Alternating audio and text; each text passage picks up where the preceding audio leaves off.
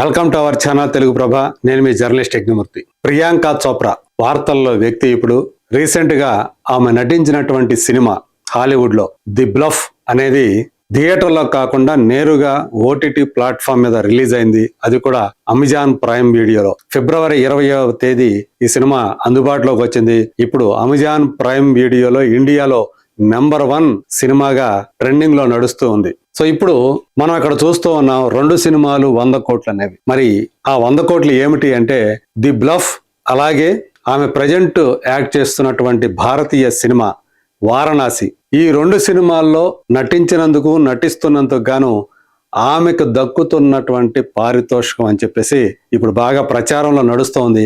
ఏకంగా ఆ 2 సినిమాలకి 100 కోట్ల రూపాయల పారితోషికం ఆమె అందుకుంటోంది అని చెప్పి కొంతకాలం క్రితం వరకు కూడా మన భారతీయ మీడియాలో వారణాసి సినిమా కోసం ప్రియాంక చోప్రా అందుకుంటున్నటువంటి పారితోషికం 30 కోట్లు అని చెప్పేసి చాలా విరివిగా ప్రచారం జరిగింది. అందులో ఆమె హీరోయిన్ అనే విషయం మనందరికీ తెలుసు.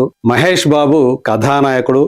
ఆయనకి 100 కోట్ల నుంచి 150 కోట్ల వరకు కూడా పారితోషికం అందుతున్నట్లుగా మనకు అందుతున్నటువంటి సమాచారం. అది రాబోయే రోజుల్లో ఇంకా ఎక్కువ కూడా అయ్యే అవకాశం ఉంది.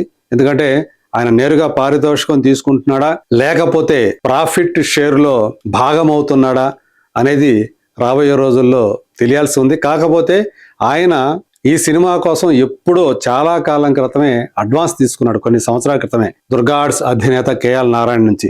డైరెక్టర్ రాజమౌళి కూడా ఆ టైంలో తీసుకున్నాడు. కానీ ఇప్పుడు సంవత్సరాలు గడిచిపోయిన తర్వాత పరిస్థితులు మారిపోయాయి, బిజినెస్ మారిపోయింది, దాని యొక్క వ్యాపారం మారిపోయింది. కాబట్టి అప్పుడు ఏదైతే మాట్లాడుకున్నారో దానికి ఎన్నో రెట్లు ఎక్కువగా ఆ ఇద్దరి మహేష్ బాబు కానీ రాజమౌళి కానీ వాళ్ళిద్దరి రెమ్యునరేషన్లు భారీ స్థాయిలో పెరిగిపోవడం మనం చూసాం. మరి ఈ సినిమా సంబంధించి ఇంకొక డిబేట్ కూడా ఉంది, ఆసక్తికరమైన డిబేట్. రాజమౌళికి ఎక్కువ దక్కుతుందా లేకపోతే మహేష్ బాబుకి ఎక్కువ దక్కుతుందా పారితోషికం అనేది. సో చాలా మంది అయితే రాజమౌళికి, ఎందుకంటే తను పాన్ ఇండియా నుంచి పాన్ వరల్డ్ డైరెక్టర్ అయిపోయాడు, ఆయనకి ఎక్కువ పారితోషికం దక్కుతుంది అని చెప్పేసి అభిప్రాయపడుతూ ఉన్నారు.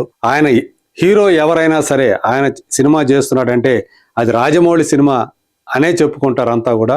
ఈవెన్ ఒక ఇండియా దాటి బయట ప్రపంచం అంతా కూడా ఇవాళ వారణాసి అనేది రాజమౌళి సినిమాగానే ప్రొజెక్ట్ అవుతుంది అని చెప్పేసి అంటూ ఉన్నారు. కానీ మహేష్ బాబు కరిష్మాని మనం తక్కువ చేద్దామా? ఆయన ఇప్పటి వరకు కూడా పాన్ ఇండియా సినిమా చేయకపోవచ్చు, బట్ ఇప్పటికే టాలీవుడ్ సూపర్ స్టార్ అంటే మహేష్ బాబు పేరే చెప్తారు. ఒక రీజనల్ స్టార్ గానే ఆయన అంతటి పాపులారిటీని, ఈవెన్ భారతదేశ వ్యాప్తంగా మహేష్ బాబుకు ఉన్నటువంటి పాపులారిటీ సామాన్యమైంది కాదు. అందుగురించి ఆయన బ్రాండ్ వాల్యూ చాలా ఎక్కువ కాబట్టి ఆయనతోటి కమర్షియల్స్ చేయడానికి చాలా బ్రాండ్లు ఆయనతో ఒప్పందాలు కుదుర్చుకోవడానికి క్యూలో ఉంటాయి. సో ఇవాళ ఆయన వారణాసితో గ్లోబల్ లెవెల్లో ఇవాళ ఆయన పేరు కూడా మారి మోగిపోతోంది. ఎవరి మహేష్ బాబు అంటూ ప్రపంచవ్యాప్తంగా ఉన్నటువంటి సినీ అభిమానులందరూ కూడా సెర్చ్ చేస్తూ ఉండటంతో మహేష్ బాబు పేరు కూడా ఇప్పుడు విరివిగా నానుతోందని చెప్పాలి. సో అందువల్ల ఆయనకు కూడా రాజమౌళి కంటే ఎక్కువగానే లేకపోతే రాజమౌళితో సమానంగా ఆయనకి పారితోషికం అందుతుందని చెప్పి అభిమానులందరూ కూడా ఫీల్ అవుతున్నారు. మరి ఆమెకు మాత్రం ఆ సినిమా నుంచి ప్రియాంకకి మాత్రం 30 కోట్లు అందుతున్నాయి. మరి 100 కోట్లు అన్నారు కదా, అంటే 70 కోట్లు ది బ్లఫ్ సినిమాకి ఆమె తీసుకుందంటే అవుననే సమాధానం లభిస్తుంది. అక్కడ డాలర్స్ లో కాబట్టి ఆమె ఏదైతే పారితోషికం తీసుకుందో బ్లఫ్ సినిమాకి, దాన్ని ఇండియన్ కరెన్సీలో గనక కన్వర్ట్ చేస్తే అది ఏకంగా 70 కోట్ల రూపాయలు అవుతుంది అని చెప్పేసి కొన్ని వార్తా సంస్థలు ఈ విషయాన్ని తెలియజేస్తున్నాయి. ఎందుకంటే బ్లఫ్ లో ఆమె హీరో, ఆమె హీరోయిన్. ఆమెకి ఆ సినిమాలో భర్త ఉంటాడు.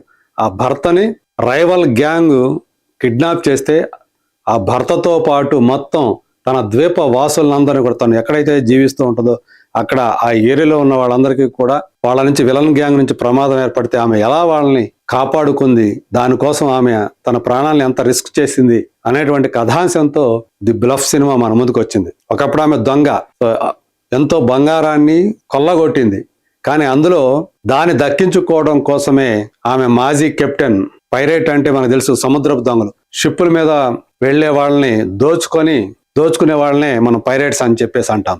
సో హాలీవుడ్ లో పైరేట్ ఆఫ్ ది కరీబియన్స్ ఒక సిరీస్ లాగా వచ్చి ఎంత విజయవంతమందో మనందరికీ తెలుసు. సో అలాంటి ఒక లేడీ పైరేట్ గా ఈ సినిమాలో బ్లఫ్ లో ప్రియాంక చోప్రా నటించారు. సో ఆమె ఈ సినిమాలో చేసినటువంటి హై ఆక్టేన్ యాక్షన్ సీన్స్ చూసి తీరాల్సిందే అన్నట్లుగా కనిపిస్తాయి. కాకపోతే ఆ కథ అలాగే సన్నివేశాల కల్పన అనేది కొంచెం మరింత హై స్టాండర్డ్ లో ఉంటే, మరింత క్వాలిటీతో ఉంటే ఇప్పుడు వచ్చినటువంటి సినిమా కంటే కూడా మంచి క్వాలిటీతో సినిమా వచ్చి ఉండేదన్న అభిప్రాయం అయితే నాకైతే కలిగింది ఆ బ్లఫ్ చూసినప్పుడు. సో అయినప్పటికీ కూడా సినిమా మొత్తాన్ని తన భుజస్కంధాల మీద మోసింది ప్రియాంక చోప్రా అని ఆ సినిమాని. సో అందుగురించే ఆమె ప్రధాన సినిమాకి హీరోయిన్ కాబట్టి, సినిమా అంతా అంటే హీరోయిన్ ఆమె కాబట్టి ఆమెకి అంత అమౌంట్ ఇచ్చారు అని చెప్పేసి మనకు తెలుస్తుంది.